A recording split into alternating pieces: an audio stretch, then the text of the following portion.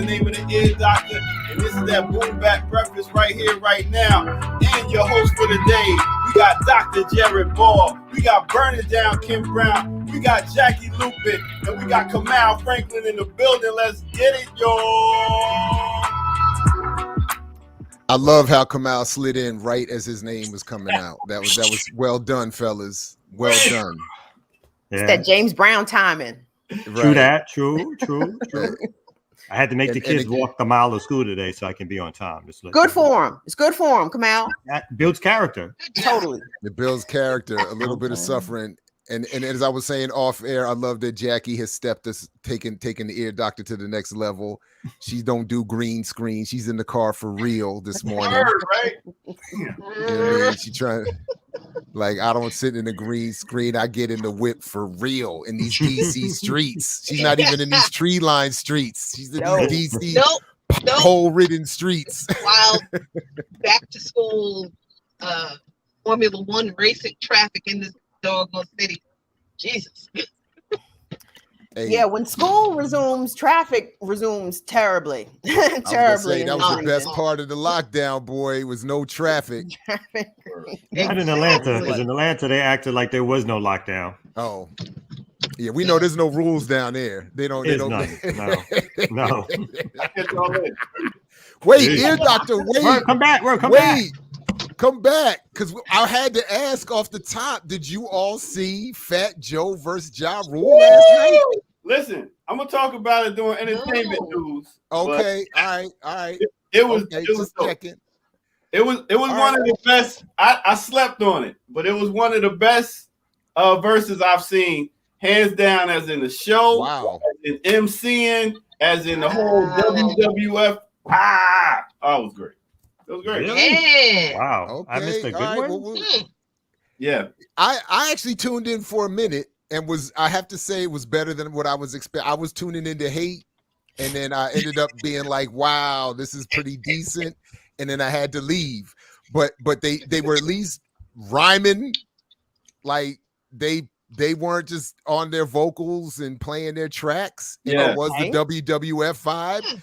And there was a couple of tracks that I forgot about. Like each of them had like one or two that I was like, oh, word, I forgot about that. We can't forget Fat Joe has had a hit every decade. Every decade since he's been out, he's had a hit. Would that be like 3 decades? I was about to say, dog, like how many decades? Not a lot. He came out in the 90s. So 90s, 2000s, 2010s. That's 3 hits. He was on that I Shot Every You 10 remix. years. He had hits doing. See, y'all ain't right. I just can't get over what's going on with his face. Is it plastic surgery? Is it Botox? Is it a bad shape up? I don't know what's going on. Seriously, does he have like an issue that I'm not being sensitive to? Because like he seems to be looking, I don't know what's going on with. I can't look at Fat Joe. That's one of the reasons why I turned it off, to be honest. I can't look at, I like, seriously, man, it's just something disturbing about the way he looks. See, now you got to bring it up, Jared. You got to find the clip. You got to show us what we talking about. I mean, any picture is it like a Sammy Sosa look, or is it like a Phyllis Diller look? No, it's like he started off kind of light, so he couldn't get how much lighter. It's not a light skin thing. Yeah. It's like I don't know what it is. If I'm looking for one now that captures this for me. But he's got it painted on. He's got the painted on. He just got it. Yeah.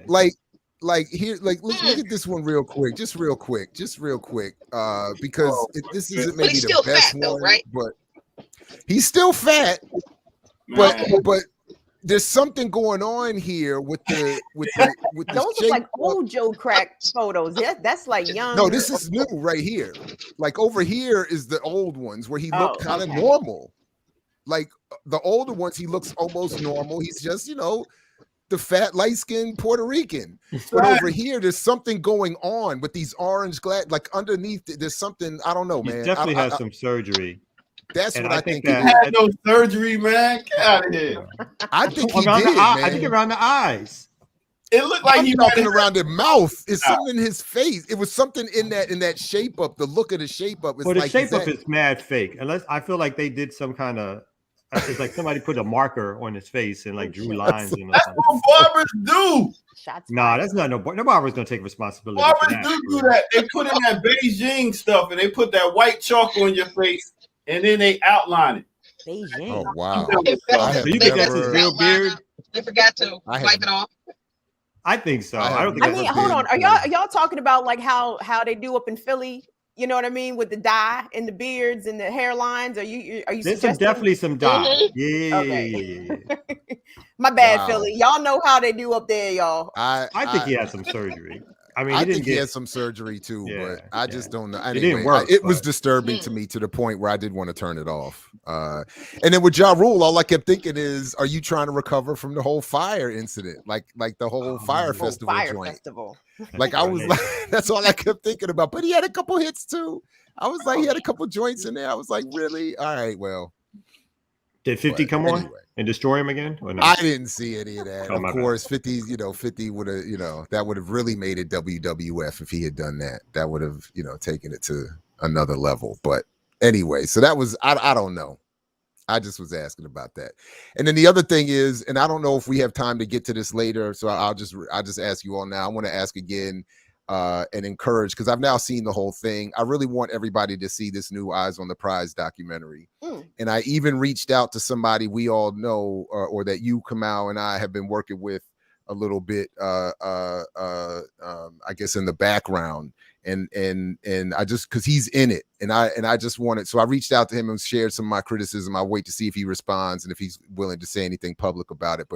But I was just like, anyway, so I want people to see it, because I think at some point we really do have to get into it and address what it is and what it isn't, and what it means to have a new generation, in my eyes, pun intended, seem to claim the mantle of the new civil rights leadership.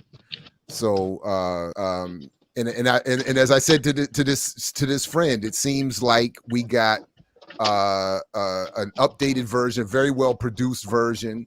But I said it reads to me as the passing of a torch that is itself partially lit.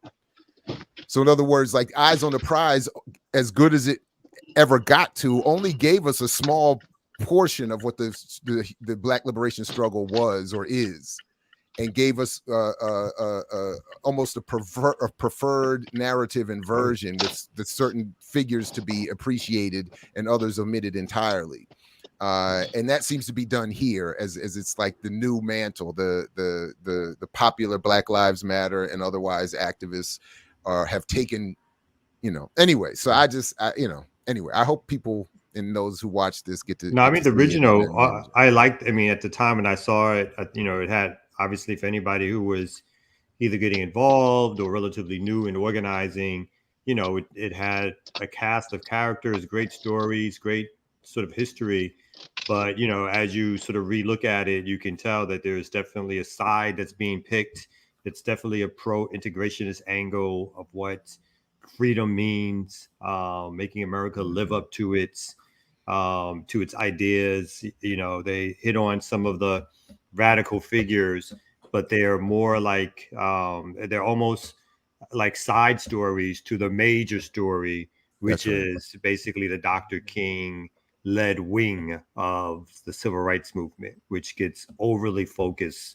So I think that's a critique of the original one. Again, even at that one, there were some really memorable moments of the first one, which have always stuck with me. But definitely in retrospect, in terms of looking at it, you can tell that there's a narrative being pushed in terms of what it means to get freedom in America. Yeah, that's why I think the Black Power mixtape was so popular when it debuted on PBS. What was that? Maybe 4 or 5 years ago? Is it that been that long? Everyone was feels watching. Even longer than that. Yeah. But yeah. At the time, I remember I was still working with Black Agenda Report, and I was hating on that then. I was on that mixtape because I felt like it did the same thing and was doing the same thing, even with the hip hop artists that they brought in to be the new wave spokespeople. But anyway, but like this new Eyes does a lot of the, like the Black Panther Party is represented historically by Bobby Seale and more Angela Davis, who of course was not actually a member. But as I said to our friend, like there's no George Jackson, there's no Huey, there's certainly no Asada, no Daruba, you know what I mean? Like so there's a wing, even the Panther Party that is, when it's brought up, that doesn't get discussed. I said there's no BLA, there's no Blood McCreary, the folks that you can all see interviewed here at BPM, by the way. So I mean, I just think, like it just felt that way. I was just like, wow, again, a very well produced product, very well done, but seems to be repeating and reascribing, like, okay, here's the crew you should all be rocking with, and and to the exclusion of so many folks that we know that are out here working. So anyway, I hope people, but I do tell people see it though. Yeah. Speaking of documentaries, have you guys caught the Rick James documentary on Showtime? No. It's called Bitchin'. Well, that seems appropriate. Yeah. Okay. Really? Did you see it? I did. I saw it, and the only major critique that I have is that they didn't ask Eddie Murphy whether or not Charlie Murphy's True Hollywood Stories about Rick James was accurate. That comes up. It does come up, yes. But they don't. I'm sorry. I'm like, how in the world do y'all not get Eddie to sit down for a documentary about Rick James of all people? Like, I'm sure Eddie turned him down. I'm sure they asked Eddie numerous times and he was like, nah, I got better shit to do. But still, like, I would have liked some confirmation as to whether or not the Charlie Murphy True Hollywood Story about Rick James was indeed accurate. But it was pretty good. I mean, they talked about... But is Eddie in it? No, because he did do a song with Rick. I mean, they worked together. Well, so that would have been appropriate. They did put in that portion of it. Party All the Time was in there, but they didn't actually. Ed didn't sit down for the documentary and get interviewed. Man. I'm sure he got stories. I'm sure he got stories. Man. Yeah. Listen, Eddie Murphy, I'm sure he's saving it for a big tour once everything reopens, because I think Will Smith is actually doing something similar, because I saw an event that's happening at the Warner Theater here in DC where Will Smith is like telling stories. Like it's like a talking event, which is I'm sure Eddie Murphy's going to do, because Eddie's been there for everyone that is great and gone, right? Eddie has kicked it with Rick, Prince, Michael Jackson, Sammy Davis Jr. I mean, like Ed has been there the whole way. So I would love to hear from Eddie Murphy. But the Rick James documentary is definitely worth a watch. Definitely checking out. It focuses a lot on Buffalo, Rick's upbringing in Buffalo, and the Stone City Band, and how important they were to formulating the sound for Street Sounds and Rick's other albums. And it's a really good story in there from Rick's manager about how he took out his penis and slapped a Motown executive with it. And I'm like, oh my God, that sounds like something that's made up. But no, according to this manager, it totally happened. Please tell me a vicious and violent fight ensued after that. I mean, no, it did not. The person took that penis slap. He just took it. And got some checks. No, like, I watched it. It was hilarious. Okay, I'd have to. I wouldn't make it to the check.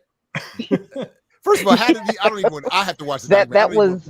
I don't even want to. Probably one of the high points of the documentary. Agreed. A penis slap. Okay. Penis Only slap. Rick. Only Rick. In the office. You gotta watch it. In the it office. wasn't in the club. You cannot. Only Rick gave out that penis slap in the office during business hours. Okay. I'm like, how did you even get there? Like, how does it even get to that, progress to that moment? Because as soon as Rick James, it's like, I'm like, as soon as the motion started, I'm like, wait a minute. It's like, anyway, all right, but look, Rick James. Jared, how they got there? Rick James. Cocaine is a hell of a drug. Okay, that's exactly how they got there. Right, you are. That explains everything. All right. Don't tell. Hey, listen. Speaking of drugs, we can't do without. We got the ear doctor waiting in the wings, and I need to get a little high. I thought that it was. I'm sorry, go ahead, Jared. He was like, Tina, hold his face.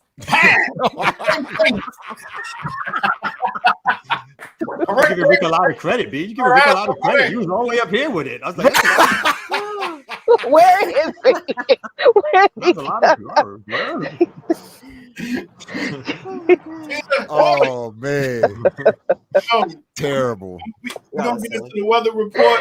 Yeah, please. And I'll get people know what it is around the oh my gosh. All right, right on. The remix.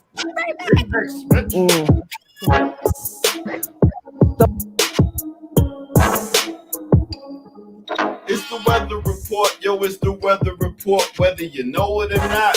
It's the weather report. What's good, everybody? What's good, everybody? I go by the name of the Ear Doctor, and this is Black Power Media. The Remix Morning Show is in the building. Yo, make sure y'all hit that like button, that subscribe button. Make sure y'all be members of this so we can grow and build. Go to patreon.com, drop some change in the bucket on Black Power Media, and let's go forward. That's the direction. So, yo, check this out. We're going to give y'all the weather report real quick. Let's see. Let's start out. Since last night they had the verses and it was in New York, let's start off in New York and Manhasset. I always think of Manhasset and Manhattan. I was like, yo, that's wild. But anyway, New York, they high today is going to be 84 degrees in Manhasset, New York. Next, let's take it over to Austin, Texas.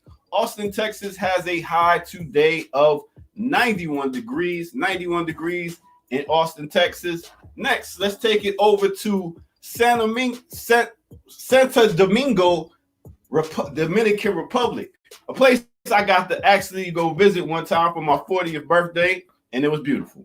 I'll just leave it at that. What happens in Dominican Republic stays in Dominican Republic. They got a high today of 86 degrees. Next, let's take it over to Africa. Let's take it over to Lagos, Nigeria, where they have a high today of 84 degrees. It's kind of 80s everywhere until you get to Tamil Nadu, India, where today they have a high of 98 degrees. 98 degrees. Now that's hot. That's hot, but it's not as hot as the people that was mad at your boy right here. He goes by a California recall candidate, goes by the name of Larry Elder. He says it could be argued that slave owners were owed reparations after the Civil War. So how about this guy's walking down the street after he says all that and people are throwing eggs at him? So they are hot at this dude right there. Like, yo, you worried about the slave masters getting reparations? Come on, stop playing. But that's what it is. That's your weather report for the day. Now let's take it back to the morning crew. You know how we do. Yo.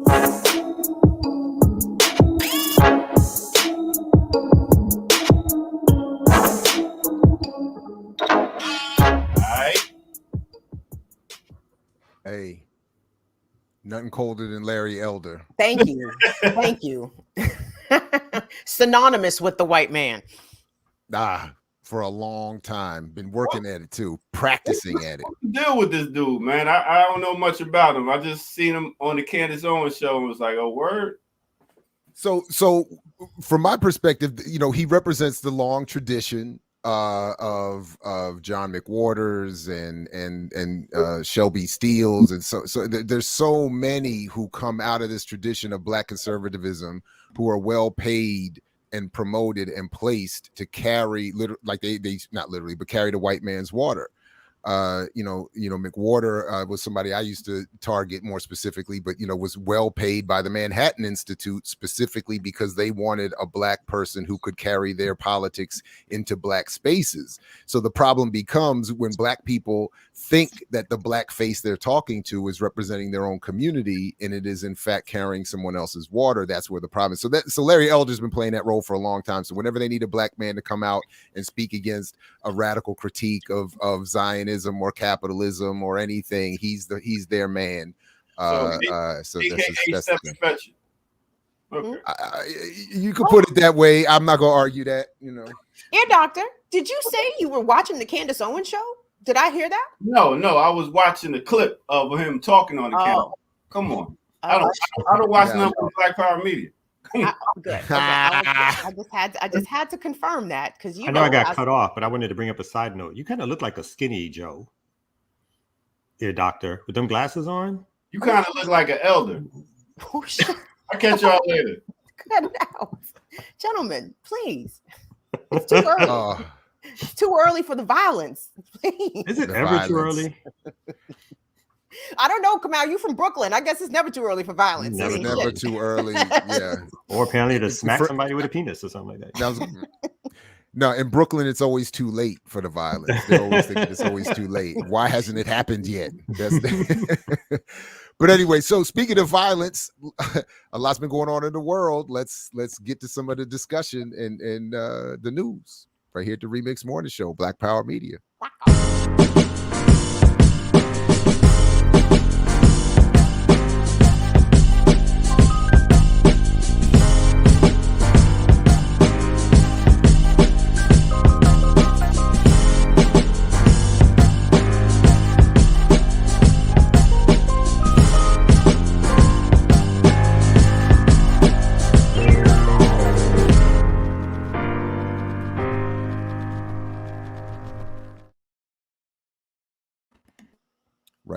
All right. Welcome back again to RemiX Morning Show, Black Power Media. If I could, and then I will cede space to whoever would like to go next.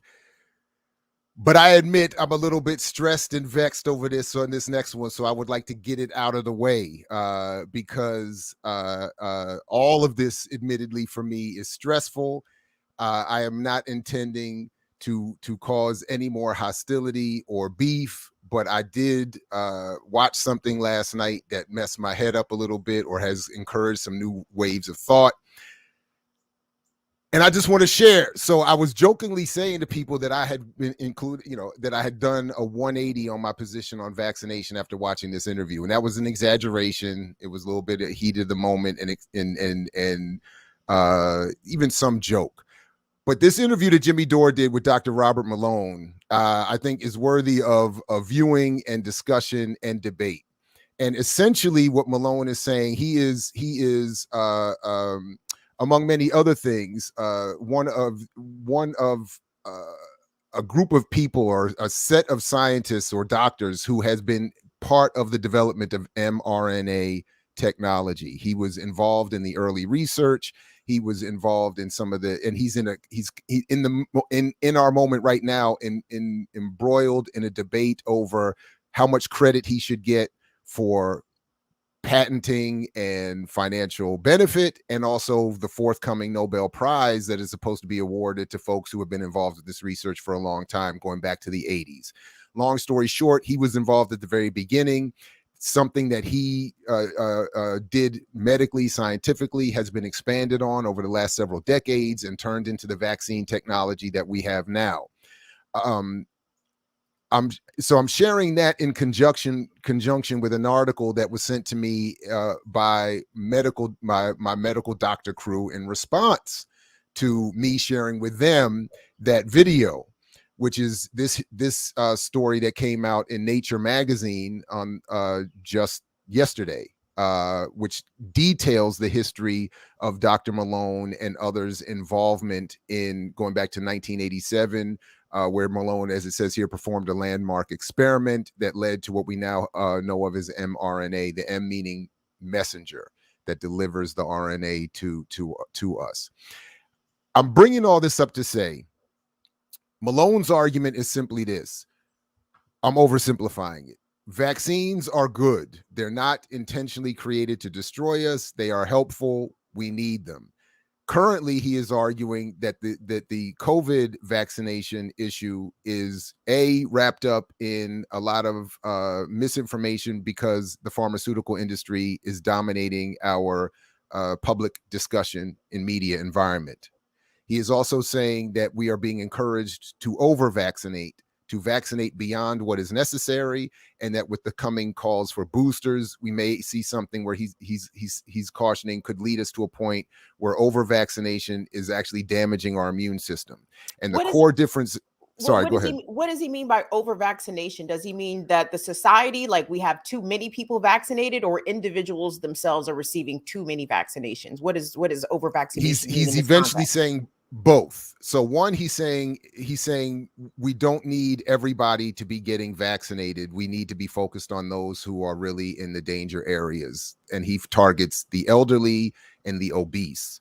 And he says that not to shame anyone, but that those are the conditions that lead to most of the deaths that we see from COVID. And then the second part is he's saying that with the coming calls for boosters, we will be over vaccinating to the point where we may be damaging our immune system and causing more problems.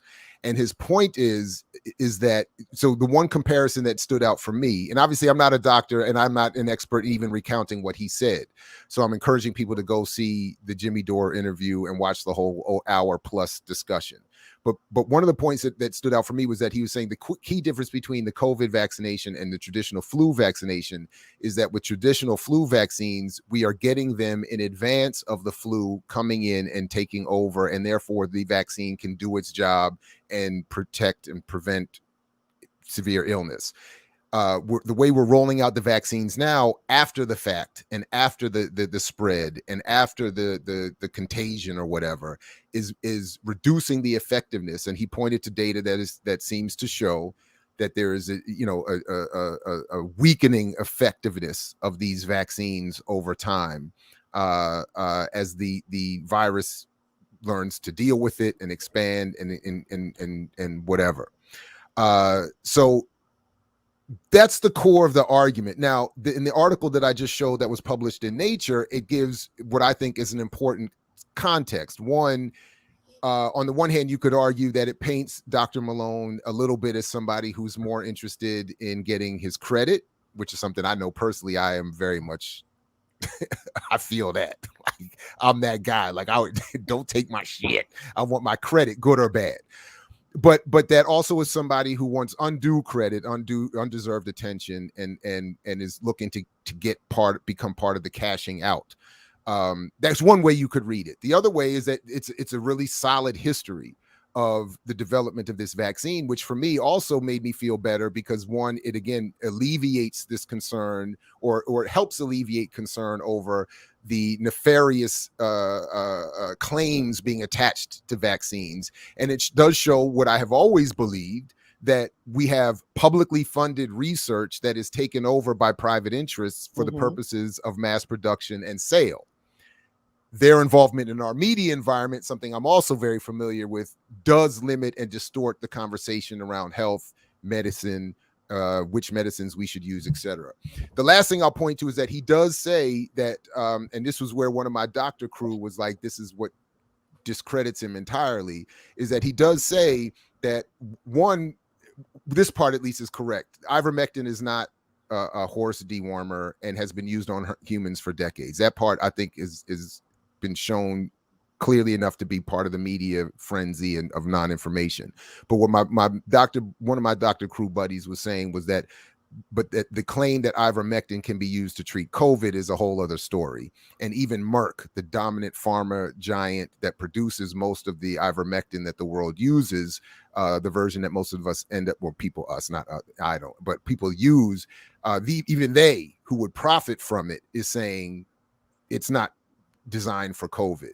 But Malone suggests that new tests and data suggest that it might be helpful with COVID and that there are other forms that could be used to treat people who are not in those most dangerous areas, who do need the vaccine, and that ivermectin could be part of that process. And it is now being adopted for trials by the NIH, having shown some effectiveness in fighting COVID. So I haven't done a 180 on vaccines, is my point on some level, but that was a little bit of an exaggerated joke. But I do think, and as I told my friend, because one of my doctor crew kind of snapped at me a little bit, like, I don't want to have this argument because I'm seeing people die every day who do not have the vaccine, and you're my man, but I thought I don't, like this. I'm adding on to what, but and all I was saying to him was that, but I need to be, we got to be able to have conversation. We got to be able to discuss. And if new information is coming and that sounds compelling and reasonable, even if it's wrong, we have to be able to discuss it, because if this guy is wrong, you know, it can't just be dismissed because he's saying something that makes us uncomfortable. So I'm uncomfortable by the whole thing. I'm uncomfortable by my own decisions, by my own bias on this issue. I'm uncomfortable with other people's versions and I'm struggling to get in. So I'm just going to fall back on, you know, the method of, we got to follow the data. We got to listen to the people who are most, and then I'll stop here. That Malone is not a practicing doctor in this way, and he's not in the emergency rooms. He's not doing the work that my doctor crew friends are doing. So his expertise may be in one area, but not applicable in all. He may not have it all, you know, all the information he needs. I know I don't, but I didn't want to walk away from what I watched and what was impactful and not act like that wasn't the case. And then I read this other article and was, you know, anyway. So that's it. I'm just going to stop there. Just put that out there. Any thoughts, responses? Yeah, I mean, I hate that just as usual. I'm always hating on something, so I'm just going to hate. So I hate that the discussion about the way this capitalist death trap that we live in created a situation where we are fighting over whether people should get a vaccine or not, how the vaccines were created, you know, whether ivermectin is used for blah, blah, blah. I mean, we've got a population in this country of a bunch of people that honestly, can we just be real, are not very smart. So while ivermectin does have human uses, you really do have people going to like pet stores and cattle and feed stores and getting horse and sheep grade ivermectin to the point where they're running out. And people who own horses and cattle are like, well, damn, now what am I supposed to give our livestock? Same thing with hydrochloroquine, Jackie, not to cut you off, but people who suffered from lupus were like, the fuck? Why is everyone buying hydrochloroquine? So that kind of thing happens. But the problem is not whether one treatment is good. From my perspective, the problem is not whether one treatment is good, whether this treatment is bad. The problem isn't whether you should get a vaccine or not. The problem is, at the outset of this pandemic, this capitalist country, this capitalist government, this classist, racist government did not take care of people in a way that would have mitigated a lot of these discussions. Because instead of shutting things down and providing for people to pay their bills and make sure they got their medicine and make sure they were able to get their groceries until the spread of the virus was halted, this country did what it did. And that was under Trump, and Joe Biden continued to do the same dumb shit. So, I mean, I feel like I get the science, and science is incredibly important, and there are different aspects to the science. And I think there are probably lots of very valid and effective treatments for the disease that the coronavirus creates. But that is like, as always, I feel like that is treating the bullet wound, when really we got to stop figuring out, we got to, figure out what to do with people running around shooting each other. You know what I mean? So it's like, I know that they're going to be these discussions. I just like with the 9/11 stuff, I just feel like there's so much energy put into this part of the discussion that we kind of lose sight of whose fault and responsibility all of this really is. Because most of us who are anti-imperialist and anti-capitalist and hate this country because it's capitalist and racist and imperialist, most of us would, if we could go to Cuba and get the vaccine, we wouldn't even question that shit. So the issue, and because I feel like I know that's true, at least of me and a lot of people I know, I know that the issue is not really the vaccines, but it's the environment that the vaccines and the information is being produced and disseminated in. And I think that was part of Jared's point. And to that point, I agree. But I mean, I don't want people to take horse dewormer, but I mean, a lot of this has to do with the problem. But But I mean, take care of your own health, the best way you can. And if you feel like you should get a vaccine, get the vaccine, and don't people make you feel ashamed to do that. If you don't trust the vaccine, don't trust the vaccine. But be careful that you're looking out for other people and wear a damn mask at the very least. We live in an on-demand society, and a society that has an aversion to science and history. Like, people are out here like, how come we just can't reopen? Nigga, because we're dealing with a virus that has not been walking the planet very long, and still ongoing, 18 months, damn near almost 2 years into this pandemic. It's still not 100% about who is going to contract COVID and become seriously ill, and who will, just shake it off. Like, my 88-year-old family member who was unvaccinated, caught COVID, asymptomatic. Well, nothing wrong with his ass, except he had COVID, right? So we couldn't go see him because he was contagious. But in terms of his symptoms, he was fine. Elderly as hell, strong as hell, did not have a vaccine, and was able to shake off COVID. I do not have such confidence in my own personal immune system. And has nothing to do about my health or anything like that. For example, I do not get the flu shot, but I would not hesitate if I stepped on a rusty nail to go get a tetanus shot. Why? Because I don't want to get lockjaw and all the shit that comes along with tetanus. And there's a very easy remedy for all of that in a vaccine, right? But we are so anti-science in this country. That goes to the quality or lack thereof of our public education system, because people be like, I don't understand biology. It's like, oh, Jesus Christ. Like, all this shit is so basic. And then when it comes to history, we don't remember what polio used to do to this country. We don't remember what measles used to do. Like, we have the very easy, like the convenience of hubris almost, right? Like, that's some shit we don't worry about. Why don't we worry about polio anymore? Because of vaccines. And I understand people's hesitation with the coronavirus vaccine, but I see a lot of people like mixing and matching shit. Like, you don't know about the Tuskegee experiment. Nigga, the Tuskegee experiment wasn't about vaccinations. It was denial of treatment, right? So I get where people are coming from with these, sort of misplaced historical anecdotes. But at the end of the day, this is a capitalist society. In the whole pandemic, capitalism was centered, which my takeaway was, they need the slaves back out on the fields picking cotton, right? So they're not gonna give everybody something that's gonna kill them, right? Because it is in the interest of the capitalists that the workers be healthy enough to go out and work. So that's where I took a tiny bit just of to be clear away from the vaccine. Go ahead, Jared. Just to be clear, Malone isn't saying. So that's what I drew confidence from, or I admit in watching that interview. Even though he's raising criticism about the way it's rolling out and its long-term effectiveness, not because it's going to hurt us, but because it's not going to be strong enough against the mutating virus. But he's saying that vaccines are good. He's saying that we need them. He's saying that particularly people who are most vulnerable should be getting them. He's not arguing, and people who are looking for evidence to support the claim that vaccines are being designed to target and destroy us will not find support in his argument. So in fact, so he's just saying that's why I appreciate there was a little bit more nuanced and I think sophistication to his argument that was based seemingly in science and data. He is also saying, by the way, again, that ivermectin is not a horse dewormer, and it is in fact used for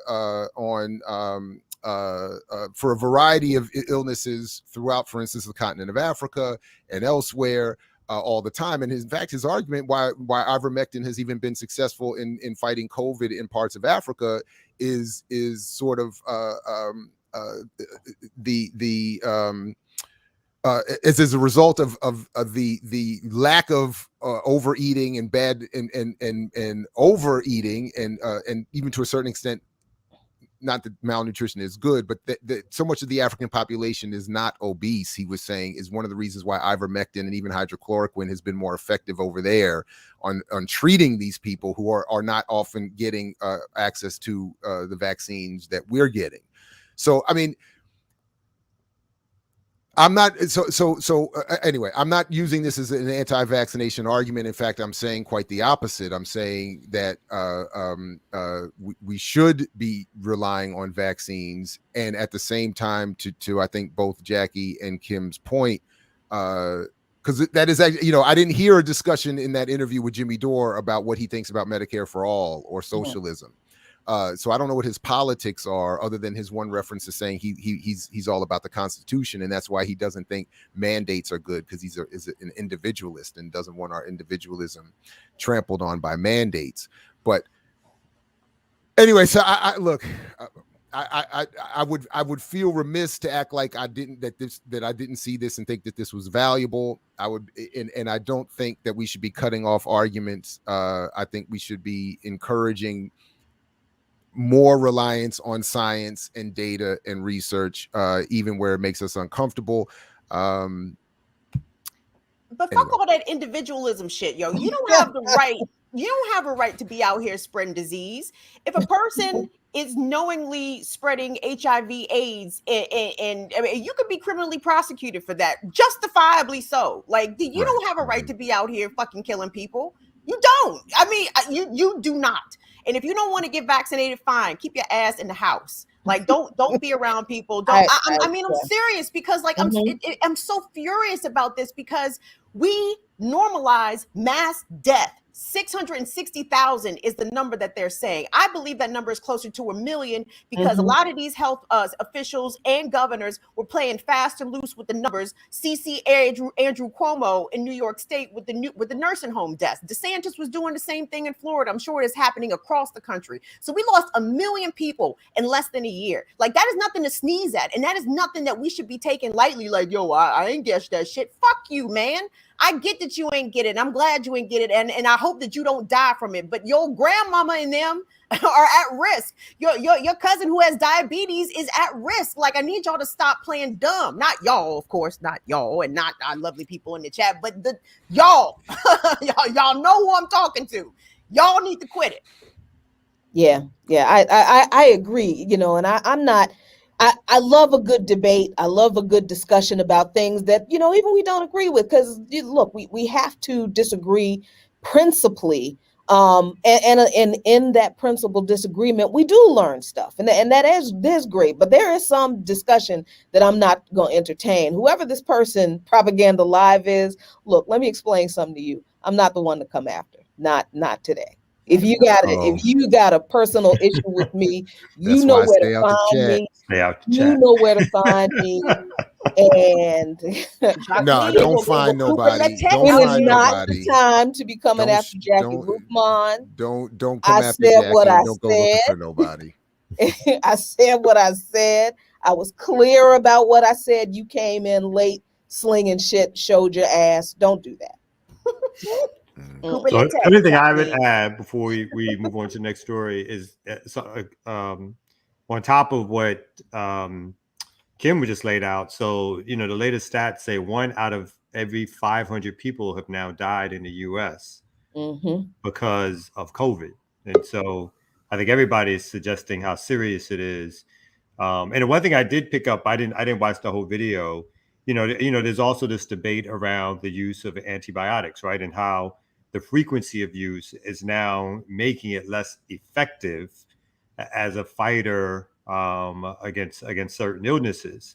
And so it felt a little bit to me like there was also particularly with the boosters and so forth, which originally when brought out, you know, I think there was not a clear discussion around, or not a clear understanding, I think, for the general populace, because some of it was like, you know, once we get this shot, it's like some of the previous vaccines, right? The feeling was there was an immunity, a lifelong immunity, and that the idea of boosters was played down. But now it's I think, you know, people have started talking about how the idea of boosters not only is a possible, but it sounds like it's even a probable.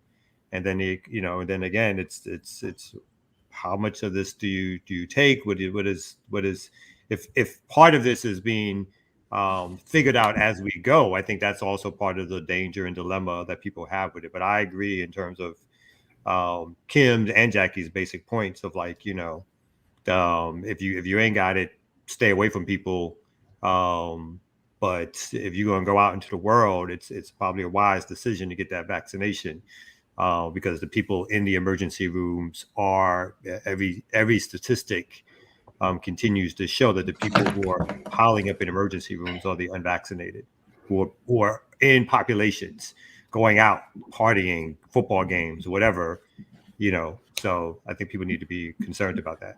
And the whole thing with the pandemic, like when it comes to how our healthcare system is dealing with this or not dealing with this, I mean, again, it just doesn't begin and end with the pandemic. A friend of mine suffered from heat exhaustion yesterday and went to 3 different ERs. They were all full, and they were. My friend was freaked the fuck out. Like, I can't go sit in this ER, you know, for 8 hours, and there's a dozen people in here around me coughing. Like the refusal to deal with this pandemic, at least for people refusing to get vaccinated, it is having a ripple effect on our healthcare system in the worst way. Like, if you are suffering a heart attack or a stroke, or God forbid you get into a car accident, you might be ass out of luck. The ambulances, they be turning away ambulances in a lot of cities because the ICUs are so full, the emergency rooms are so full. So this is not just a COVID thing now. Now this is tentacled out into affecting, you know, elective surgeries, into, you know, how people are being treated again for just regular routine shit like heart attacks and strokes and etc. Like we cannot continue on this track because our healthcare system is not going to be able to withstand this much longer. I mean, we're going to see nurses and doctors leaving the job in droves, and then what are we going to do? Can I because I know we do have to move on, but can I show another Jimmy Dore clip that is, to me, very much in a different direction and humorous? Because only if it's humorous. Well, especially for those of us of a certain age in politics who came up politically watching Democracy Now! For years and at one point finding it of great value, and over time less so. This to me, I just couldn't. I can't help but get so much enjoyment out of it. So just if we could just check this out just for a couple minutes. See, not pretty sure that was the guy who's he calls into Democracy Now! Or this show who's interviewing Amy Goodman, not Democracy Now!, a show that's interviewing her, and asked the question, hey, why don't you have Erin Maté on? And here's what she says. Kick it off with Paul Surabels, who is the chair of South Mountain Peace Action. He asks, and, you know, sort of tying into Democracy Now!, he says, Amy, a former Democracy Now! Producer, Erin Mate, an anti-war journalist who writes for The Nation and produces the show Pushback, has broken many stories based on testimony by whistleblowers and a former director of the OPCW, which, for those who aren't aware, is the Organization for the Prohibition of Chemical Weapons, that raised serious doubts about allegations of chemical weapons used by the Syrian government.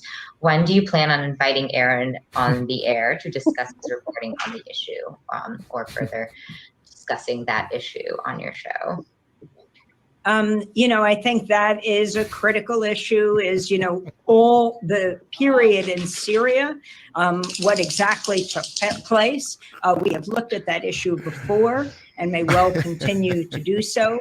Right now, focusing on what's happening in this country and what's happening around the world around militarism. But, you know, it's an important point, and it's important to hear the voices of everyone on this issue, especially those directly involved. So, no. Now, I'm sorry. If you go back at all, Erin Maté was a big time budding star on Democracy Now! Yep. And when he left, she used to big him up all the time. He's out doing this and that. But as soon as he was part of the exposure of first Russiagate, which Democracy Now! Fell in line with, and then this nonsense about Syria and the OPCW, which Democracy Now! Is also falling in line with the State Department's view of things. This is the reaction. So to me, it's like this is the perfect reason why BPM is necessary, why we have to be able to work with and expose the shortcomings of our comrades on the white left, and why Democracy Now! Has like become a shell of itself. I mean, I just thought that was funny. I couldn't help it. I got a lot of enjoyment out of watching. Y'all need to understand the level of shade that Amy Goodman just gave, because she didn't even correct her. She didn't even correct the man by asking the question. Erin Maté. It's like it's not. Amy knows his name is Erin Maté. She knows his name. She didn't even correct him. You're like, I don't even know that nigga. Who? Yeah, right. She didn't mention his name, like, or she didn't even say. Didn't even say his name. She just stay wrong. Keep saying his name wrong. Nope. She was Aaron just like, Nate. look, I covered Syria. I said what I said, and Russiagate is real because I said so, and I don't care what Aaron Monte says. I ain't having him back on this show. Fuck him. Hey man, what's happening, y'all? How y'all doing? What's up, See y'all having a morning, blast. You know what I mean? Speaking of Amy Goodman, I'm actually be on the joint with her and Mark Lamont Hill on Tuesday. Oh. It's the 10th, Wow. It's the 10-year anniversary, commemoration of the assassination, the state-sponsored assassination of Troy Davis. So was invited by the family to come on and join those folks and others. So if you could tune in and when? Where? that'll be next Tuesday. I will get all the information. In fact, we'll have some of the family members on the RemiX over the course of the next couple of days. So, So let me ask you this, man. So the family, so clearly, then the family does appreciate Amy Goodman and Mark Lamont Hill for their coverage of Troy's really assassination, from my point of view. But because I tell you, man, and I remember seeing you on Democracy Now! When she was down there. I was hating so hard on that. I was so like, how dare these mongers come swooping in and get all the shine for, you know what I'm saying? Like you got nothing to say about these struggles until somebody's on death row and there's an issue about it. And then you come swooping in like you the leader of the whole. Anyway, I was hating so hard on that. I was like, you don't know Kalanji. You don't ever talk to Kalanji. You would never interview no Kalanji. I ain't talked to her since then. Every time I got on anything dealing with a lot of these folks is based on cases. The situation with Troy Davis was a situation of desperation. So, just real quick, the family for so long up until the first day of execution, they got absolutely no pub. You know what I'm saying? So it was like, they were begging, and I'm saying this, and I don't give a fuck who like it. Let me just start off with that disclaimer. But they were begging folks like Al Sharpton. They were begging folks like a number of different folks from NWACP and some of these other organizations, and they were slow to come on board. But after that first day of execution, folks start coming out the woodworks like roaches when the lights come on. You know what I mean? So you had all the celebs and all of that type of stuff. But I have to say that Amy Goodman was on the job hardcore when she jumped in. You know what I mean? And that's just facts. I mean, it's just what it was. You gotta, you can't. I mean, truth is truth, no matter who tell it. I was just hating, man. No. Trust me. They did the work. Listen, man. Trust me. That particular campaign right there, we were representing from the grassroots, from the left and the grassroots, and it's like with that, with some of the cast of characters that I had to work with in an effort to save this man's life. This is someone that it wasn't just a campaign. I was talking to Troy regularly. His sister Martina, you know what I'm saying, rising power to her. I was real close with her. She introduced me to a lot of folks in the community. In fact, I was a pallbearer at her funeral. You know what I mean? So that particular year, the mother transitioned, Miss Virginia Davis, Troy was executed, and Martina died all in. So I went to 3 funerals from their family. You know what I'm saying? But the fact is, there were so many different characters that I had to deal with, from the Ben Jealouses to all types of other folks who, on several occasions, I had to, really refrain myself because of the fact that I'm like, look, I'm about to start flipping some tables over, and the cats I came with, they don't even understand why we here. But it was an effort to save his life. So I do say that Amy Goodman was one of the folks who was, whenever they called, she was on board. Right. So, and I also have to say, a lot of folks from the grassroots fronted. A lot of folks from the left, you motherfuckers fronted until it was, close till it started getting legs and start getting popular. You know what I mean? So, we will be commemorating his death and his assassination. He was executed without any evidence, any physical or scientific evidence. You know what I'm saying? 9 witnesses, 7 recanted this story. The 8th said he was right-handed and he was left-handed, and the 9th witness was the cat that everybody in the community said actually committed the crime. You know what I mean? So we will be commemorating his death, his assassination, and we hope you all join in because of the fact that you know, we got to continue this fight.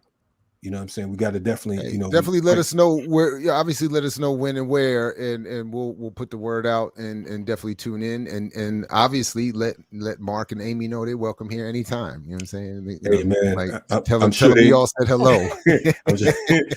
I'm sure they'll be happy to see me. Hey, look, I know somebody we happy to. Somebody I know we're happy to see again is the ear doctor waiting in the wings with the sunshine. So come on back, my man. What's going on? Everything's everything. We good. Yo, I appreciate your what you brought out earlier, the earlier story, because you know I just celebrated my daughter's 12th birthday, and she actually sat me down and was like, "All right, Pops, why aren't you getting this vaccine?" And I was like, "Listen, for me." To each his own. It's an experimental drug. Once you put an old vaccine into something that got a new strand that keeps coming up, that you're gonna have to keep getting it over and over and over. So I was like, I don't want something that's gonna be old in my body attaching to my different DNA and stuff like that. And plus, it's experimental. It just came out, and people don't have the cure. Like they said, Sway said to Kanye, "You don't have the answers," and a lot of us don't. So I'm just staying away. And I just don't like how us people that choose to use herbs and different things that feel like our immune system is good are looking at as the demons, where we're going around spreading, where people with vaccines can get corona and still spread it. So it's like being told, okay, you wear a mask and you get the vaccine, you won't spread it. But that's not true. So it's a whole lot going on, but I appreciate the facts that we're able to continue to have this debate, because this wouldn't be Black Power Media if we can't come here and talk. Hey, even my crew on Comedy Hype have the debate, and you got Capone on there talking about if God wants you dead, it's your time, and you gotta go. Jesus Christ! So my point is, as insane as that sounds to me, even if they are able to have a public discussion about it, I think have to be able to. And I would only say the science does not support your claim that it attaches to the DNA. That's the only thing I want to say. It does not attach to the DNA. But I'm glad you and your daughter are talking about it, man. I mean, what did your daughter really think? I'm curious what was the conclusion of this conversation with your daughter, ear doctor? What did your daughter take away from this conversation? Well, my daughter, she pretty much says she wants to get a vaccine at 12, but after we had this conversation, she can understand, because she's like, you know, you out and about DJing, and you're around a lot of people. You don't have nothing. We don't have nothing. So I don't know what to think. So she's just like, you know what? I'm gonna sit back and see what happens at the same time, and you know, that's what it is. Hey, but Jared, that interview you did on Monday, I think that folks should definitely go check that out. That was a real powerful joint. The interview you did with what's the man, Dr. Pierce, Fabio Vigi and Piers Robinson. That right there, yeah. Whether you for or against or whatever the case is, definitely check out that interview. I think that was because of the fact that the unfortunate thing about this is you know, we're looking at the after effect, and we're not looking at all the components that go into this particular disease. You know what I'm saying? It's like or this virus. It's just so many things that's going on. So I definitely think that folks, I think that was an excellent interview you did on Monday, and I forgot the name of it, but folks should definitely go back. The political economy of COVID, and you know, just very quickly, I had to do something because Jackie has been telling us all that we are full of shit by not focusing on the broader imperial context. So I felt that critique and was like, I gotta talk to folks. So these are two PhDs. No, I'm just playing with you. These are two PhDs who have gotten the vaccine, who have given it to their children, but who are raising very, I think, powerful questions about, again, the broader imperial political economy context of it, that I think all of this, I think, needs to be discussed and heard, but that was, I thought, pretty powerful. So yeah. Now it's time to get to the entertainment news. So get to that, and we'll get back and talk some more. So stay tuned. Black Power Media, your RemiX.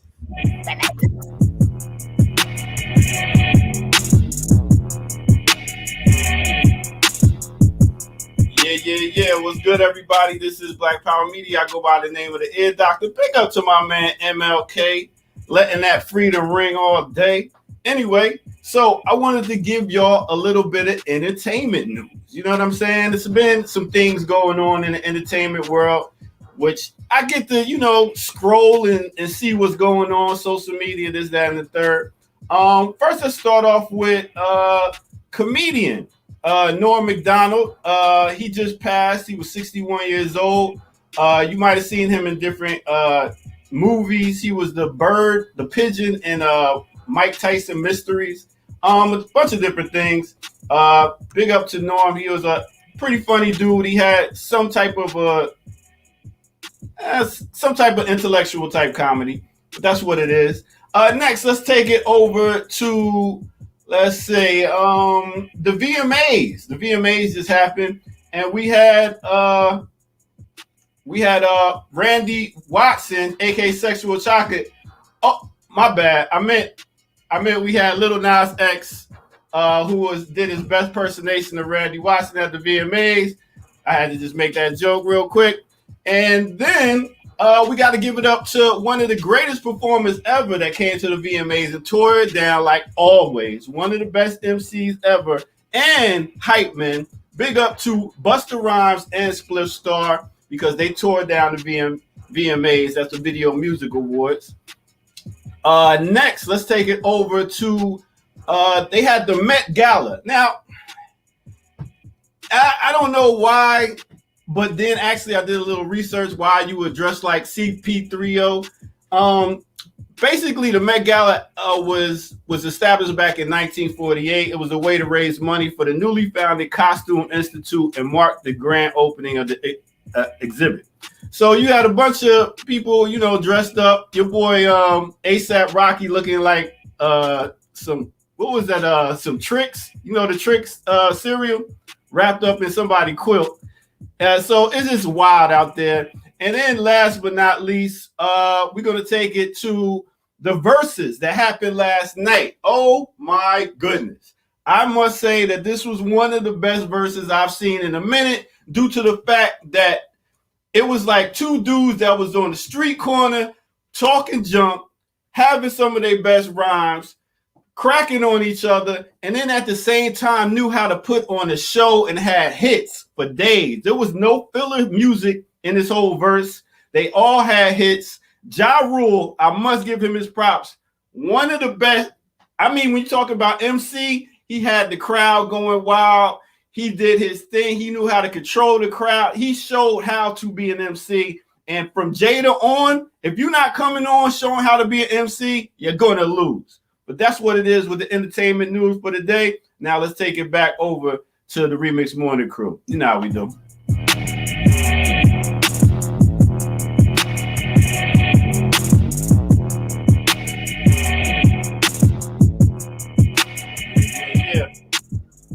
Right on. Jada set the standard. He adjusted the standard. Right. Oh, so that picture, poor dude. I got to go back and watch now. What do you say, Kim? I said that picture that you threw up of Fat Joe. Now I see what Jared's talking about. Yeah. I don't understand. I was like, yo, he got a needle here. He got some Botox. At least he got some Botox. Y'all gonna leave Don Cartagena alone, man. Don Botoxatina. Oh, damn. And did we already talk about your girl AOC arriving in the tax the rich dress? No, I was going to. I got that. I was going. You got that lined up? I got it. Not in the run sheet, but it is. I was looking like we didn't talk about it. Like you're talking about entertainment news. Yeah. Now I went on social media and got checked a little bit because I put this picture out and said, but is there policy along with this, or is this just hustle and show? And at least one person got back at me and said, all due respect, I appreciate your critique, but they did put in a bill that could max out to be over $2 billion dollars. That would be. I hear you. I see you figure. I'm just saying. I acknowledge that there was a bill that is supposed to redistribute some sources back to poor people and is based on taxing the rich, but It is also not likely to pass even the House. It definitely is not likely to pass the Senate and actually go anywhere, which is probably why they're willing to do it, because it is a performative stunt. But I was at least having to acknowledge that there is a bill that accompanies this show. So it's a show being accompanied by another show. Okay. See, this is what I can't stand. Oh, I'm sorry. Go ahead, Jackie. Mother, God.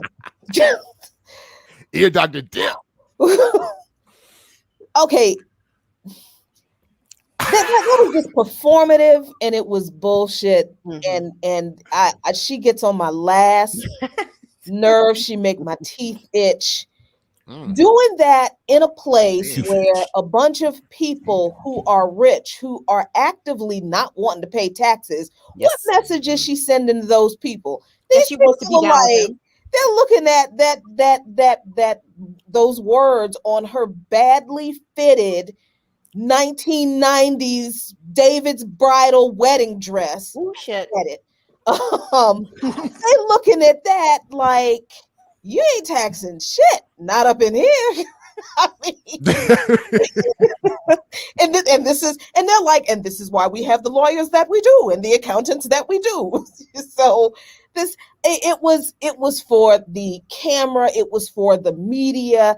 It is not going to change anything. It doesn't present any material change for the people in the streets, or specifically the people who were outside protesting, who got arrested by the cops. Now, if she really wanted to do something that impressed me, I would have been cool if she had took her little dress outside and, told the cops, y'all stand down, leave these people alone, and herself got arrested. But no, she poses for the camera in her underwhelming little dress with tax the rich on it, knowing that that's not going to happen. And doing that is not going to make the people in that room, in that forum, change their minds about not paying taxes.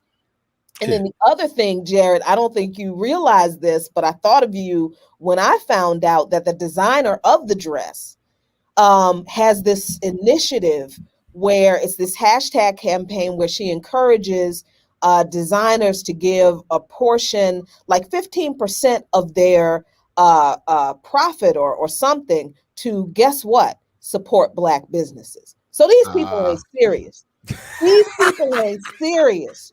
And the designer of the dress is a woman of color. Wow. She ain't serious. She ain't serious. AOC ain't serious. People who are sitting there talking about, oh, she's sending a message to the rich people in there, they ain't serious. That free $30,000 ticket and that vegan food that $30,000 ticket cost, they ain't serious. This is not a serious discussion. These people ain't gonna give no more money to the poor. We need to stop this bullshit.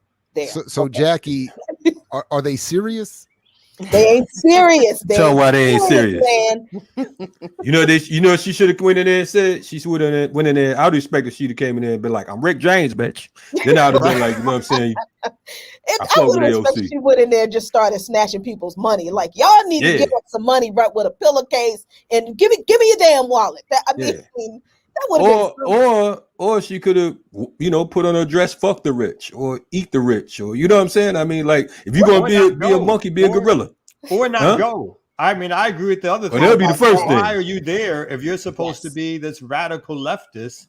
Why are you at this Shangri-La for taking pictures? Bougie, famous, highlight, get pictures taken, send out some public messages, get some photo ops, and then you going back lying in the bio. Be on the outside where people were protesting, organize a protest against the very institution that's claiming to be progressive and all these so-called progressive famous people. Be a part of that demonstration, opposing them and their showy wealth during a time again of pandemic, of folks suffering and having and trying to find decent housing with the onslaught of a possible eviction crisis.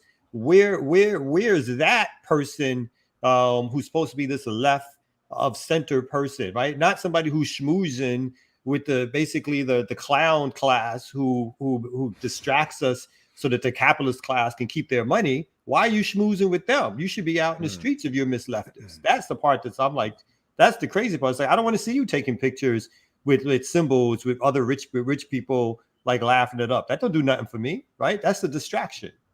Yeah. If she was going for the photo op, if she was going for the photo op, it would have been perfect for her to be out in the streets and next to that barricade, you know, with the other people that were protesting outside of the Met Gala, you know, getting, you know, fucked up by the cops, not fucked up per se, but getting harassed by the police in her dress, right? If you were going for the photo op, that would have been the one. But on my show yesterday, you know, we mentioned that Bill de Blasio and his family were also in attendance at the Met Gala. And New York activists pointed out that Bill de Blasio has been to the Met Gala several times over the years and has never been to Rikers Island once. And Rikers Island right now is in the midst of a humanitarian crisis in which they are, you know, the chief medical officer from Rikers Island is asking for outside assistance, state and federal intervention, because the conditions in Rikers are just so appalling and abhorrent. And Democrat Mayor Bill de Blasio and Democrat Governor of New York State Kathy Hochul have powers at right on their desk that they can help alleviate this humanitarian crisis at Rikers Island. But no, Bill de Blasio wanted to go to the Met and take pictures. Well, I'm hoping that he permanently goes to Rikers Island. So he might be saving all his energy for when his monkey ass got to go after this, after the jig is up. You know what I mean? So, you know, fuck de Blasio and the whole crew. I think the thing is about this, even with AOC, I think we look at it like they're responsible to the people, like they have some type of accountability and shit, when we know it's just show.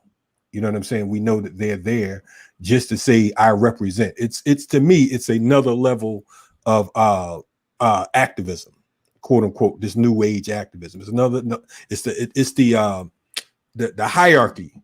You know what I'm saying? You go from grassroots to nonprofit to, you know, all lives matter, Black Lives, whatever the fuck that shit is. And then you end up in office. You know what I'm saying? So to me, it's a natural progression. So, you know, we know it's bullshit. Fuck AOC, the DOC. And, you know, I'm with you on that, Kim. Shut down Rikers Island. Can I just, this is actually oddly, perfectly timed, not rehearsed. But this morning, on my way to drop my oldest off to school, Fuck the Police by NWA came on the radio. And this was the first time I introduced that song to my daughter today. The first time I let it on the way to school today. We listened. We only got through Ice Cube's verse before we had a conversation. But I let it on it was uncomfortable, I have to admit, but unedited, we let it rock. And I remembered the whole verse. 12. She's 15. Oh, 15. 15. She heard the whole, and I knew the whole verse. It was in the car, you know, the whole verse. The first thing she said was, "That's Ice Cube?" I said, "Yeah." She said, "Because I've seen all the all the kids movies." Like she was like, I said, "That was the Ice Cube I knew." Mm-hmm. You know, so saying, and I was like, this was a world-changing moment, and we got into some of the politics and all that stuff. But I was saying, but the crux of his argument, whatever we think of NWA or what that meant for hip hop or black people, whatever, he was right.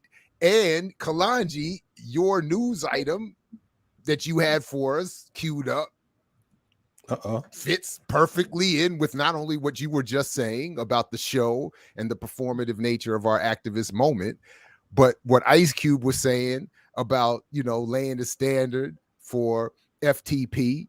And here we go again with, I'm intentionally not letting the video show because I don't think we need any more trauma than is necessary from the headline. Jared radicalized his daughter this morning and sent her ass right to school. And then dropped her off. It was like, see you at 2:00, baby girl. Let's put this in your own piece. Listen, I know no teacher better talk sideways to Jared Ball's daughter today, because today she is not with the shits. Okay, she's about that life today. She's about that life. She walked out. That's right. She left the car a different girl than she got in, and just like I felt the first time I heard that song as roughly her age.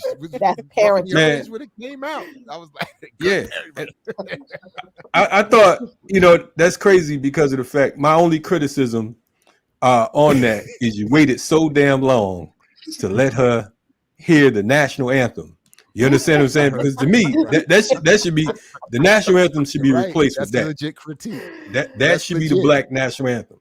You know what I'm saying? And even though Ice Cube has melted You know what I mean? We appreciate his contribution to I mean, because it was so necessary at the time, and it's still necessary. No doubt. You know what I'm saying? It's still necessary. So, you know, shout out to Ice Cube. I mean, everything he says in his verse rings true. I mean, there's you know, to this day, it holds, you know, everything holds. So she was, the look on her face though was priceless. Like, that's Ice Cube? Like, right. I only know the dude who's got kids in the movies. Like, that's Law and Order SUU cop Ice Cube. Ice T. No, you talking about Ice T. Ice Cube. Jackie went all the way over. He's not even doing that. Ice Cube is like softer TV. I mean, Ice T is the worst though, because Ice T, he only plays cops and snitches and pimps and shit. You know what I'm saying? So I mean, he's like the worst of the worst. You know what I mean? And he gets too much credit. My age. I forgot. I need my coffee. Sorry about that slip up. Oops. It's all good, man. That was a Kamau slip, but you know what I'm saying? Look, Jackie's too busy swinging this morning. She doesn't have time for accuracy right now. Jackie was in the chat. Jack, like, yo, she naming names and everything. I heard you motherfuckers looking for me.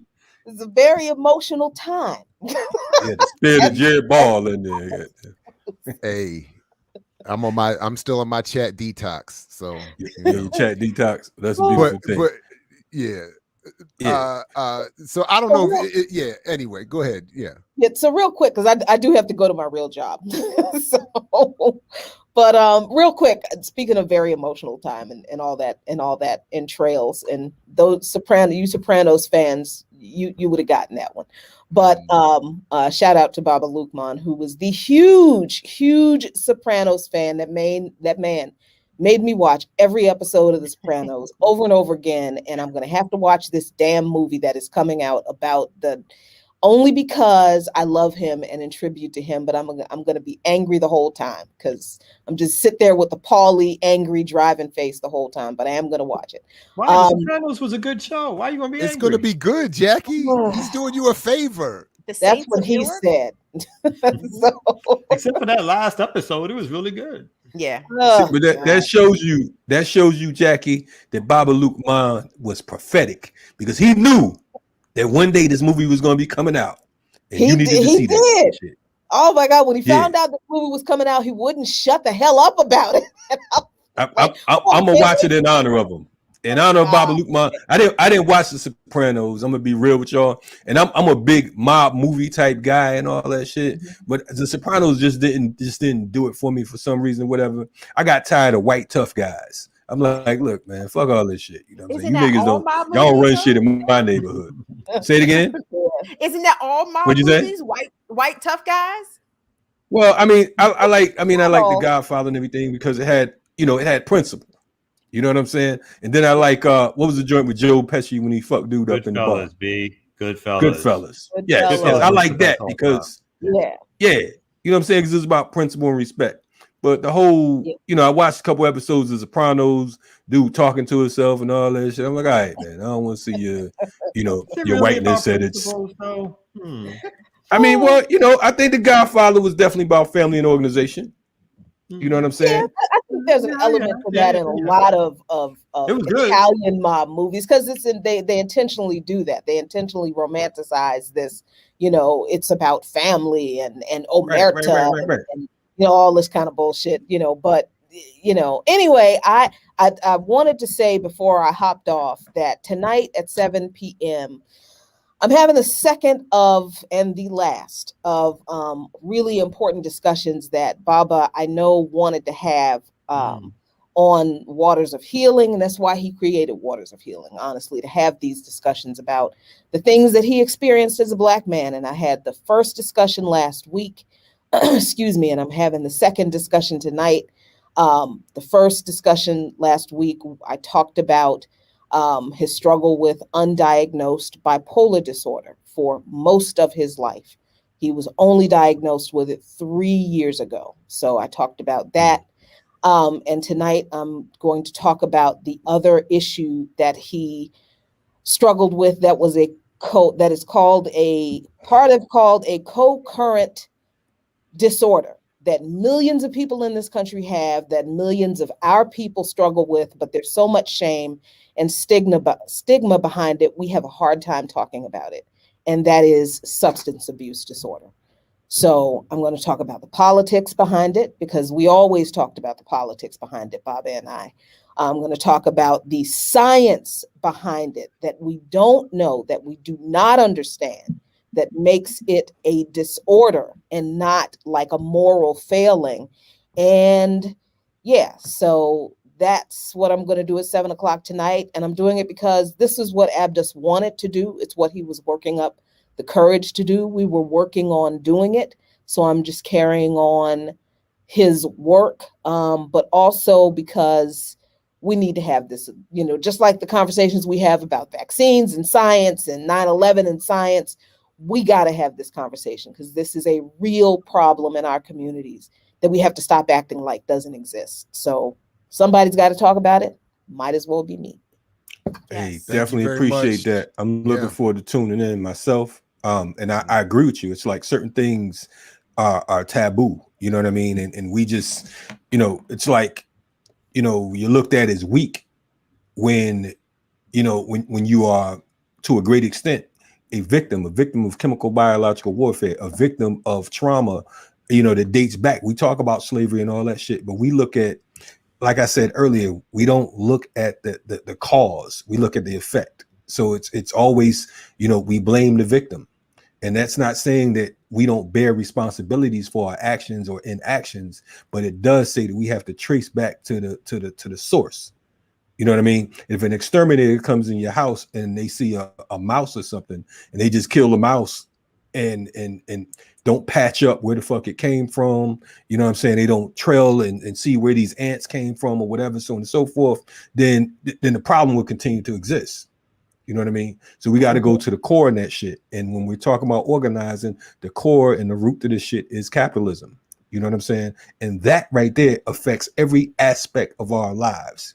In a minute, soon we'll learn that all of this shit, from these big farms, these pharmaceutical companies, you know what I mean, to the Monsantos or whatever the fuck their new name is, they want to control the seeds and control life itself. These people that want to control the water, they don't even want you to use rainwater and shit like that. We will understand that we are victims. And even those of us who are in this fight, sometimes we forget that this enemy is 360 degrees. It's not a linear enemy. It's not an enemy that's just going, you confront, you know, I'm face to face with you. It don't go like that. This is like, it is an enemy that will destroy the entire atmosphere, that is against the planet itself. You know what I mean? I think that sometimes we report on these articles and these stories and this news, and we don't put that shit all together. It's like it's separate events, and that's not what we're dealing with here. So, you know, definitely appreciate you for, you know, for taking that stance, Jackie. And you know what? There's actually education involved with substance abuse, y'all. I mean, there are countries that teach children at age appropriately that, for example, you don't mix opioids with alcohol, right? Like, I mean, there are ways that people can still be in their addiction and be dealing with the things that they're addicted to and still not die. Right. Like, and I think it's important that we have those conversations, you know, especially with the passing of Michael K. Williams very recently from a suspected overdose. You know, if Coke is your drug of choice, I don't know how you can check it for fentanyl, but there's got to be a way for you to do that. You know what I mean? Because you can still be in your addiction and still not ingest something that is actually deadly to you, something that will actually kill you. And I was looking at my 1992 8th grade class picture, and my friend was over here, my childhood friend, and he was like, yep, they died from overdose, also overdose, also overdose, also overdose. And it's like, God damn, y'all, like Gen X is not faring very well out here versus a lot of these substances, especially when it comes to substance abuse. So I think that's a very, very, very valuable and important and timely conversation for you to have, Jackie. Well, I just want to add. I'm sorry. Go ahead, Jared. No, all I want to add is that sobriety is not a moral issue. So I appreciate that. That's a sermon right there. Yeah. So I'll see y'all at 7 o'clock tonight. And all right, I'm going to stop fighting with people in chat now and go do my job. Peace. All right, peace, Jack. You can fight when you're offline. It's all good. With your fists. We might as well just lean into that as a segue and bring the ear doctor back up. I know he's waiting, and then we can come back with the remix and more of these stories that we got to get to. But I don't know where you are. You at the arcade? I don't know what's going on. Well, actually, this is like a versus. I wanted to actually talk about battling in hip hop. AOC. Hip hop. And if y'all didn't check out Sundays, past Sundays, I actually had a versus of old school versus new school, where I would take somebody like Anthony Hamilton and put him against Al Green. I would take her and put her against Sade. Well, we got like I would take Anderson .Paak and put him against James Brown. So it's like hold up though. I missed that, man. My bad for missing it. But who won between Al Green and Anthony Hamilton? We all won because we got to hear it. It was Al Green. Al Green. I don't know about that, Kamal. I mean, but James Brown and Anderson .Paak is what that just knocked me out my motherfucking chair. Yeah. I'm running down the street right now. That one. Al Green has a unique singing style. Dear doctor, don't talk over me when I talk about Al Green. It's Al Green we're talking about. I need to finish this statement. Okay, good. Al Green is one of the greatest all-time singers. I don't care if y'all don't like the whining style or whatever. I have to agree with Kamal. All-time singers. I don't disagree with that. I got to agree with you, Kamal. Anthony Hamilton got he's not as famous, but he got Al Green is catalog, man. Al Green is liquor house legend. If you ever been down south, that's true. You got to know you can't have an old school party. You could do without Anthony Hamilton, but you can't do without Al Green. But you can't do without Al Green. We're talking pre-grits. Luther, definitely pre-grits and pre-church. Luther or Luther, if you want to. I take Al post grits, but Al was Mama's Biscuits' first song. Was an Al Green song. So he got all love for Big Al around these parts.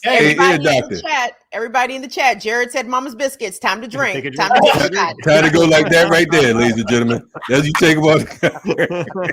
Hey, I had Aretha Franklin going against Mary J. Blige. I had Maxwell going against Marvin Gaye. I had Donny Hathaway going against Mos Def. So it was dope.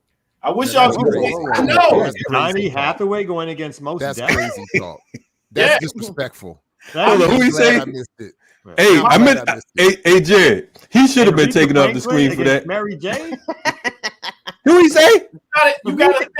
Aretha is not. It's Aretha versus Aretha. Dude, thank you, number one. And it's Donnie versus Donnie. There's Donnie versus Mos. Yeah, you bugging, Doctor. I'm glad I missed that. Aretha versus Mary. Take your mind out the box. I said you can do Mary J and Faith, but not Mary J and Aretha. I said old versus new. We can debate vaccines and medicine, but we cannot debate Aretha Franklin. Dude, that's like my man. That's like saying UEP Newton versus Blue Vest. I mean, come on, man. That's a line being drawn word. It's old versus new. You know George Jackson versus Malik Zulu Shabazz. I mean, come on, man. My God. Crying out loud. That shit hurt my throat to get it out my mouth. Hey, I'm about to Aretha 1969 to 1974, Aretha 1974 to 1980, something like that. That's your birthday.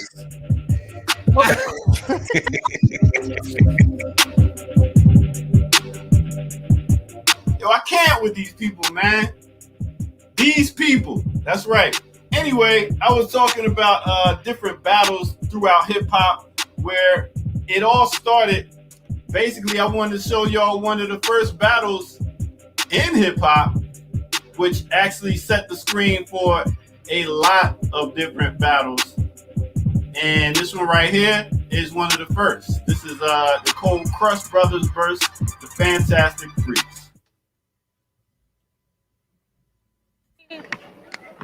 Well, I'm a T. I'll dog my face. I want to get you on a quarter beat, Charlie Chase. Cold Crush. Charlie Chase, as cute as could be, you sell your soul to the devil to play like me. Well, I'm the R. Ruby D. And you got a lot of nerve. When you play against me, you know you're going to get served. Cold Crush. Shady L. The Lords and Ruby D, my man. Your shit is on the boards. You all can't ball. You all can't ball. I'm the K. Kevin Kev. And I'm not the fake. You know I eat your ass up like a steak you take. Cold Crush. You know the all game is legit. And when we get on the court, I'm going to stick your shit. Woo! So pretty much what you can see right there is how they got down when it comes to battling. And that was one of the first battles. So what I was thinking of is who battled each other and who might, I think, have won. Who in the chat room y'all think won these battles? So let's start off with one of the first battles that ever came up. We got Roxanne Shante against Sparky D. I'm gonna give it to Roxanne Shante because her career kept going. She also faced UTFO and the real Roxanne. So she got the battle against 3 different people and everybody in the neighborhood. One of the best battle MCs ever. Then you had Salt and Pepper, who went against Dougie Fresh and Slick Rick, which pretty much is how a lot of women MCs got on, is by battling. Same thing with Antoinette and MC Light. Then you had LL Cool J, one of the greatest battle MCs, who went against Kumo D, Ice-T, Hammer, Cannabis. The only other person that had as many battles and was victorious was Drake. Drake battled Kanye, Meek Mill, Kendrick Lamar, Pusha T, and still reigns at the top. You got 50 Cent, Ja Rule. You got Lil' Kim versus Foxy Brown. I'm going to give 50 Cent that victory. Lil' Kim versus Foxy Brown, and Lil' Kim went against Nicki Minaj. I'm going to give Lil' Kim the victories for both of those.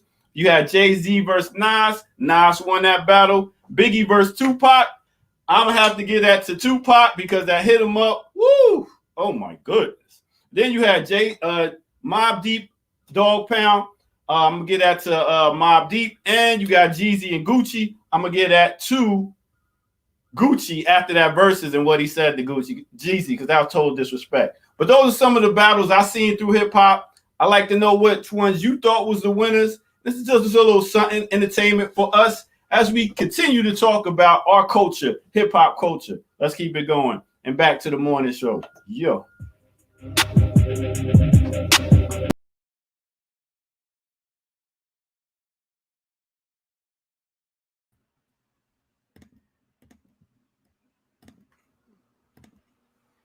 There we go. You like that. I did a little producing, so I know what the hell just happened. So I threw everybody on the screen.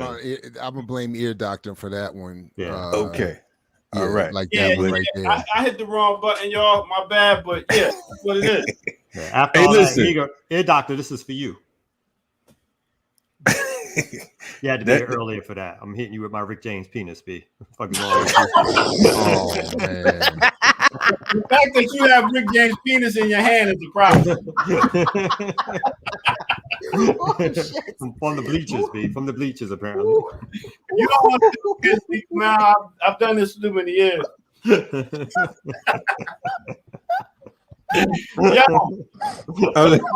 Is it safe to come back yet? I don't know, man. I might take myself off the screen this time.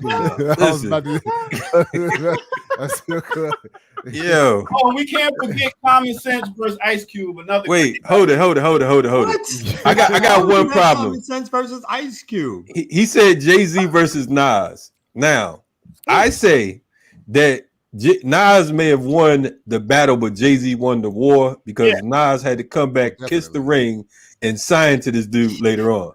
So I remember, speaking of Fat Joe, I remember checking out Hot 97 back in the day, and Fat Joe came on there. He said Nas is his man, but he can't respect him because of the fact that if a dude rap about leaving a used condom in his baby's car seat, they can never, you can never be friends. It's war from that point on. So yes, I don't know. But I also think Jay-Z doesn't get enough credit for that battle. I mean, Ether is an amazing track, no question. And the Blueprint too. The Blueprint joint. Blueprint 2 track was vicious. And but also the takeover isn't, I think, appreciated enough. He only gave one verse to Nas. He wiped out Mobb Deep, and he wiped out whoever whoever else. But my point, I thought Cameron, that track. I don't remember, but but my point is, with just one verse versus a whole song, I thought he did a lot of damage to Nas. You talking about one hot album every whatever so many years. I mean, come on now, that was he did like Biggie point. did. He did win the war for sure. We can't also forget Snoop Dogg and Dre going against Luke, going against Ice Cube, and going against Eazy all in one song also. Yeah, Listen, the response from that though, like Real Compton City G's from Eazy is actually low key one of my favorite West Coast songs. Like Real motherfucking G's, like is a banger, Joe. That joint smacks. No Vaseline. I really got to be tired of these rappers diss records, you know, which basically boil down to I fucked your bitch. Like, oh, okay. So, like, well, okay, no Vaseline didn't do that though. No Vaseline didn't do that. So I mean, in fact, it talked about Easy and Ren getting smashed, but by Jay Hella Easy. I think that No Vaseline. Over in the chat. Yes, The Bridge Is Over is one of the best diss records of all time. The Bridge Is Over, absolutely. The Bridge Is Over shut down a whole borough, and the whole borough of Queens. Queens had to recover from that as a collective. Exactly. You know what I mean? And it took years for that to Noriega said that being in Rikers at the time, Queens wouldn't even talk. The Queens crew wouldn't even talk in Rikers, I think, until Illmatic came out. They were like whispering in the like you talk about, they like KRS shut down. No, Kim's right. It had to be a collective response to it over years. They had to get their dignity back. Yeah, that's pretty. That's my piece for the day, y'all. I'll check y'all tomorrow for some more information and all that. Peace. Appreciate that, brother. Yeah, doctor. Push your E. So Kim, I know. If I'm not mistaken, there was a story that at least one story you wanted us to get to this morning before we get out of here. Oh boy, that's scary. Oh, I'm sorry, that's my lazy laugh. That's me. That's me.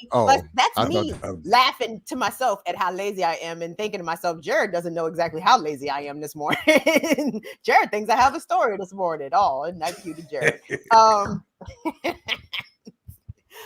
No, I did not have a story. Oh, my bad. Guys. Okay, oh, my bad. I thought you said okay. My bad. Okay, I intended to put a story on the document. Honestly, it wasn't even fully a story. I can even still send it to you right quick and maybe drop it in the it's chat. All good. No, it's all good. I just didn't want to. Go ahead. Well, the story was, and it was accompanied with a small video clip. So that's because I'm big on visuals. But so Colin Kaepernick got inducted into the Nevada Hall of Fame over the weekend. Oh, wow. And he didn't attend the ceremony for, he was a member of the Nevada Wolfpack, University of Nevada, I'm assuming, the Wolfpack. They inducted him into the Hall of Fame.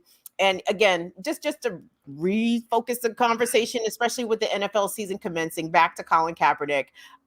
He hasn't played in the NFL. Has it been since 2015, guys? Do I have that right? That's a good question. That's a good question. I don't know how long it's been. I'm not sure if it's been 7 years, but it's 2016. Right. So Colin Kaepernick obviously still not playing in the NFL. Neither is Eric Reed. Neither is another player that I believe took a knee during that 2016 season. And yet the NFL and Jay-Z and whoever other the fuck, little, corporate comrades that the NFL has all this propaganda and, imagery around, Black Lives Matter and inclusivity, and now allowing players, I believe, to make, social statements on their equipment or something to that effect. And, it just goes to show you like the kind of sacrificial lamb that a person has to, and I'm honestly a little reluctant to call what Colin Kaepernick did a sacrifice, because it was a sacrifice. He sacrificed his football career, but he still came away with the bread. Remember, like he had to, he sued the NFL. The terms of the settlement were not disclosed, but Colin Kaepernick did not walk away whole from that outcome with his lawsuit with the NFL. So just remember Colin, everybody. And if there's a situation where Black athletes in particular are being told to stick to sports, it's important that we stand with them. Obviously, so long as their politics are aligned with ours. In this instance, I think Colin Kaepernick definitely is. So yeah, that's it. It's crazy when you said Colin Kaepernick.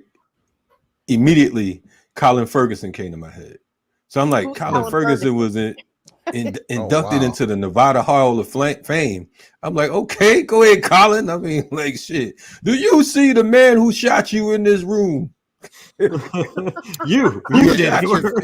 If anybody doesn't remember, Colin Ferguson is of a legend, fame or infamy, depending on your point of view, for shooting up a train and targeting white people only, and specifically, if I remember correctly, walking past black and brown people, telling them they were okay, and targeting only whites. And William Kunstler attempted to defend him, if I remember correctly, also the legendary lawyer for revolutionary attorney.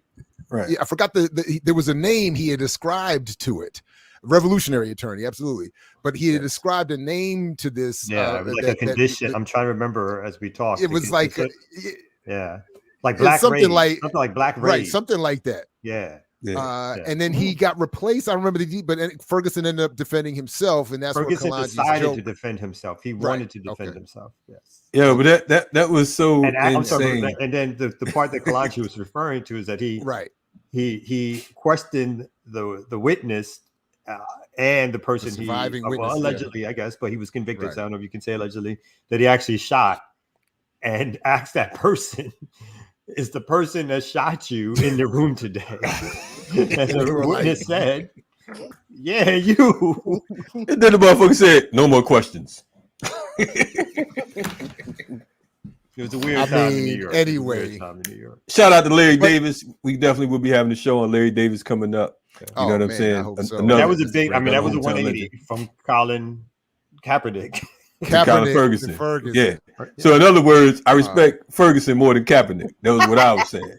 You know what I'm saying? And keeping it funky, most of America didn't know who the hell Colin Kaepernick was until he kneeled. That's so right. It's safe to say that his career was bigger after his football career than during his football career.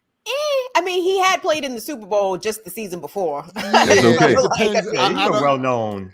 I'm just saying. I'm saying. But his notoriety. Yeah. I would say. You're not suggesting he did it for that. I mean, I think he did it because. No, I'm not suggesting that. Yeah. I'm not suggesting it. But you know, and I salute him for for making an effort, because like Bunchy Carter said, if you're not gonna do nothing but spit, then goddamn it, spit. You know what I'm saying? I mean, some folks are afraid. I saw this and I forgot the article. There's a white boy MMA fighter, and he was talking about this Nigerian brotherhood, and how two of the fighters could have stood with this other fighter in order to leverage and get him more money, but they didn't. So his argument was like, where was the Nigerian brotherhood when they could have raised the bar for their guy? They failed him. So my point is, making an effort, some type of effort, is better than no effort at all. Now, some folks like AOC, of course, that wasn't no effort. That was clearly see-through. You know what I'm saying? You saw what the fuck was going on. But in cases where folks are trying to do something, right? I don't think he expected, when he did it, the response that happened. Obviously, I don't think he expected to be drummed out the league. But as to Kim's point, also, I mean, again, I think it's a heroic effort that he did make. I think applause are due, but you know, it has some similarities with Ali, but not exactly, because like Kim said, and I think Kalanji is also alluding to, you know, post the NFL, not only he get a huge settlement from the NFL, but of course he's done Nike commercials and other commercials and so forth. So, you know, it's not the sacrifice has been his career, as in this is something that he trained for, that he loved, he grew up doing, he obviously wants to do. And that's a huge sacrifice, but it may not be akin to a, well, you know, in some ways it's a little difficult because he's never going to get back in the league again. Muhammad Ali got sat down basically, and the best years of his boxing career were done. At least he got to come back in the league, but he could never, come back in boxing, but he could never recoup what was lost during that time period in terms of prize money, prestige. But of course, you know, the beautiful thing about Ali at that particular time was that he was willing to give that up, to publicly say, I'm not going to go fight a war for no white man to go kill some brown man when they never called me nigga. You know what I mean? That kind of, my fight is here against you folks. I would put him in the same piece as Tommy Smith and Carlos before Ali, because I think, like you said, on the not expecting it to be on such a grand scale, when listening to those folks with the whole Olympic piece, You know what I'm saying? Them putting their fists up. It was solidarity, but they weren't thinking about being revolutionaries. You know what I'm saying? I think that the thing with Kaepernick was more solidarity, but I don't think he was planning on being a revolutionary. And I wouldn't even call him a revolutionary, but I would definitely call him a cultural worker. You know what I'm saying? But as far as like with Ali had a certain intent. He's like, look, I'm not going to go kill. You know what I'm saying? This is very personal. You're with these other guys, it was just for entertainment purposes. With him, his politic was beyond that. His politic was like, look, I know that me saying that I'm not gonna get down this whole draft and shit is gonna cost. Whereas, like you said, with Kaepernick, it's like there's still the endorsements. Now with Tommy and Carlos, they didn't get the same type of endorsements because they were like outlawed during that time. But right now, I think everything, the whole Black Lives Movement and all of this shit together, it's a good time to be a Black activist if you're safe, if you're going to just kneel. You know what I'm saying? The only thing I would say who in the chat just said it? Mahmoud Abdul Rauf. Thank you, Obama, for saying for remembering Chris Jackson. I think was his Christian name. Government name. Yeah, government name. Yes, they I will sat him never the fuck forget. down. But I will never forget the hypocrisy was so on display that time that little white, I want to say girl, but it might have been a boy, was brought in to sing the national anthem, and the whole crowd spent more time booing Mahmoud Abdul Rauf for his hands, his palms up prayer, than paid attention to the white kid. So I'm like, your own pride and joy is singing your own anthem, and you're so angry at him. You're not even showing reverence to the anthem. You're saying you're mad at him for not being respectful enough towards. Look, my own thing with Kaepernick is we can't expect him to do anymore. He's not an activist. He's not, or he wasn't at the time part of an activist organization or movement. So we can't expect individual contracted athletes to do perfect responses. Nah. And in fact, he said that Colin he built writing checks, though. You know what I'm saying? Like, yeah, he's no, I'm yeah. If I remember correctly, he also said initially that he developed this as a tactic alongside his Navy SEAL buddy as a way to be respectful while being critical. So I don't think he could have predicted the response where he's but I think part of it has radicalized him. Like, to what extent? Yeah, I think so too. Yeah, I mean, I think he's definitely been like, I don't think he did it for entertainment purposes. I think he did, like you say, he did it out of sincere belief that this was his role as an athlete. And again, I don't obviously think he expected to be sort of vilified and drowned out the league. But I think it's obviously radicalized him to a degree. And he's relatively speaking a young man with lots of resources. And so hopefully he won't get caught up or maybe even continue to get caught up too much in sort of the performative aspect of what activism has become, as Kalonji again talked about, where you can sort of do this through Nike commercials, or I think he started a publishing company or production company or that kind of thing, which seems to be the thing that people again think that if they put these images up without doing the actual organizing, that somehow that's that's you say you don't want to see him. You don't want to see him in Eyes on the Prize 3. I'm surprised. I'm surprised Tariq Nasheed didn't do Eyes on the Prize 2. I mean, that got by. He's working on his museum though, so shout out to him. But anyway, he can't do everything now. You gotta just real quick, because let me just get this piece in real quick before we get out of here. Just because with the last of the 9/11 discussion, back with my good folks at Wall Street on Parade. We should be reminded that 9/11, as they say, launched the first of the at least modern day or most recent versions of the unaccountable bailouts by the Fed to Wall Street. And they just a quick reminder, most Americans believe that the unprecedented Fed bailouts of Wall Street didn't begin until December of 2007 on the cusp of Wall Street's financial collapse in 2008. That's wrong.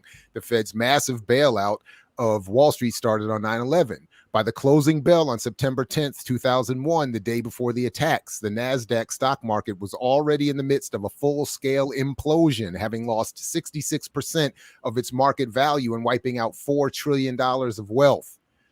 shortly thereafter. And we should also be reminded that Elliot Spitzer, before, his career going, in the wrong direction, was attempting, at least temporarily, to, as it says here, the Wall Street mega banks were in the crosshairs at the time of the then New York State Attorney General Elliot Spitzer for bringing to market initial public offerings of companies that banks' own research and analysts were internally calling crap.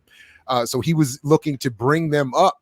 That's very interesting. He was also involved in trying to stamp down payola in the music industry before his career was destroyed by I believe his own sex scandal. Right? That's right. Yeah, sex scandal. But anyway, long story short, and I would encourage people to go check out this story for more of the detail than we're going to get to here. A whole bunch of money was given over to Wall Street from the Federal Reserve and the policymakers in this country after 9/11, basically healing all of even the pre-9/11 damage that they were suffering because of what capitalism does. It bubbles and bursts. It bubbles and bursts. And however people want to interpret 9/11, it must be remembered that it was used, as are all wars and controversies and pandemics, as is COVID, to redistribute wealth back upwards or ever upwards. So in my own little continuing tribute to Jackie's point, whatever we think of all of these incidents and issues, and however tragic they may be on whatever level, they are misused or taken advantage of, or however we want to describe it, to the benefit of those who were ruling beforehand. So anyway, just wanted to get that one in there before we get out of here. Words of Kwame Ture: capitalism doesn't lie. Some of the time it lies all the time. And even when it tells the truth, it's a result of a double lie. You know what I mean? We got to keep in mind that this is the nature of the beast. You know what I mean? It's like we have to be clear about that, and we can't let up, because I think that sometimes we get caught up in what my man Chairman Fred Jr. would say, the sidetracking of the slave. We get caught up in okay, like Imam Jamil was talking about, you don't want power, you want to marry my daughter. So now you're arguing about, well, I don't want to marry your daughter. Whoop, whoop, whoop. Stick to the plan. You understand what I'm saying? If we're playing football, we're running for the touchdown. You can't be worried about what the folks up in the stands are talking about. When we're on the RemiX Morning Show, we can't be worried about what they talking about in the chat. Stick to the plan. You know what I mean? But I showed my students this week too, the classic clip from the Corporation documentary, which has an update, by the way, that I'd like to get. Yeah, the new ones coming out, and I actually got to see it in one of those temporary link provided situations. So I hope the whole thing gets more widely distributed. But in the original, one of the only probably one of the few black faces you see on camera is this brother who was a stock trader who talks about during 9/11 all of his clients making a whole bunch of money and saying and on camera when you watch it, it's I've seen it so many times, he's struggling not to smile. Like he's trying to talk about 9/11 without smiling, because he's like, I don't mean to, I know it was a serious thing, but all of our clients who were in gold and silver and in oil made a whole bunch of money, and he was trying to, and just showing to your point, or all of our points really, that the incentive here is, however you want to look at it, is to benefit off of these crises. And they don't give a damn. They're like, their building went down and killed a bunch of people. It also disappeared a whole bunch of gold and silver. So we're going to make a whole bunch of money, and it's going to create wars and oil gluts and whatever. So anyway, it's wild. Look, good people. I know the remix will continue on without my presence tomorrow morning. So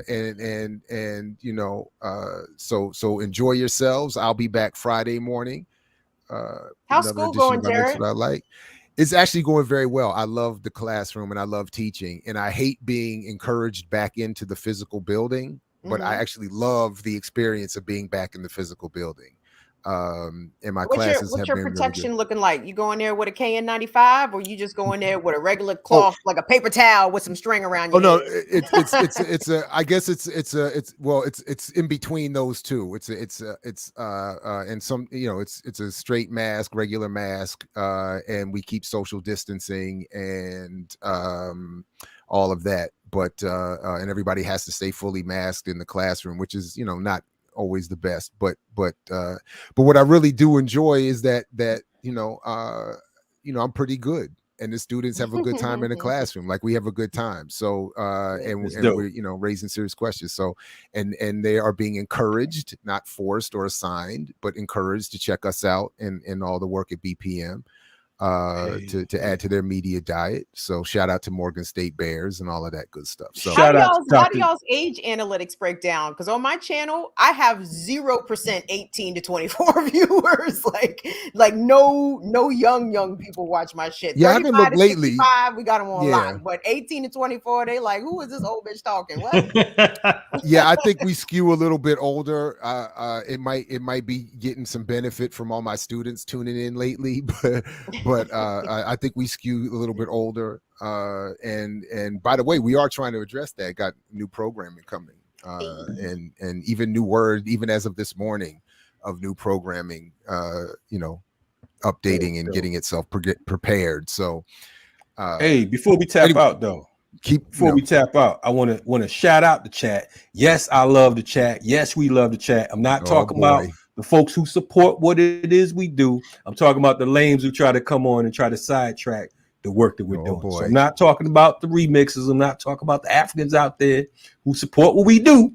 I'm talking about those who come in and try to push our buttons and try to throw us off course. So that's what it is. So yeah, take that.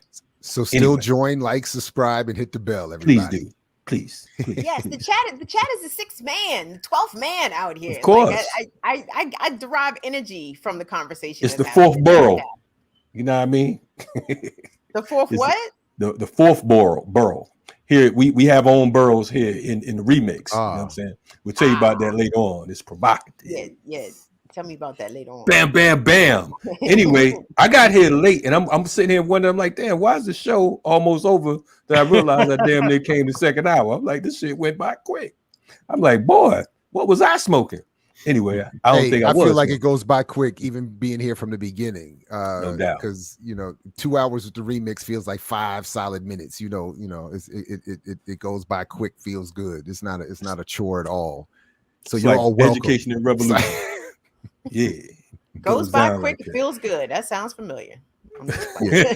Oh. Sorry. Rick James, bitch. Sorry. Right, Rick James, bitch. Anyway, y'all go watch that Rick mic. James documentary. Go watch that Rick James. Absolutely. I will. I'm going to watch it today, actually, now. Yeah, me too. I can't me too. I'm about to go get my popcorn. I'm afraid. Exactly. I'm afraid. Go get your 8 ball. Go get your 8 ball. Make it a real Rick James moment. I'm just fucking with y'all. I'm just playing. I'm just Hey, look. Hold on, man. Don't get no 8 ball. I'm just kidding. I don't know about Kim Brown, man. We got to have a discussion about this Kim Brown person, man. It's like, at first I was like all for it, but right now I'm kind of confused and shit. I think, matter of fact, you know what I'm gonna do?